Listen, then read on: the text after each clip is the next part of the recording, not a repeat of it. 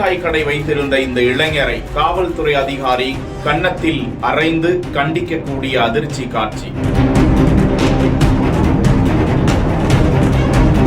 உத்தரப்பிரதேச மாநிலத்தில் ஷியானா நகர் என்ற பகுதியில் தான் இந்த நிகழ்வு நடந்ததாக அது குறித்த சிசிடிவி காட்சி வெளியிடப்பட்டிருக்கிறது. அங்கே சாலையோரமாக அந்த இளைஞர் மிட்டாய் கடை நடத்தி கொண்டிருந்தார் என கூறப்படும் நிலையில் அங்கு சக காவல்துறை அதிகாரிகளோடு வரும் காவல்துறை உதவி ஆய்வாளர் என கூறப்படும் தேவேந்திர சுக்லா என்ற அதிகாரி அந்த இளைஞரை அழைத்து தலைமுடியை பிடித்து கன்னத்தில் அறைந்து அவரை கடுமையாக கண்டிக்கக்கூடிய காட்சி வெளியிடப்பட்டிருக்கிறது. அந்த காவல்துறை அதிகாரிக்கு எதிராகவே கடுமையான விமர்சனங்கள் தொடுக்கப்பட்டு வருகின்றன.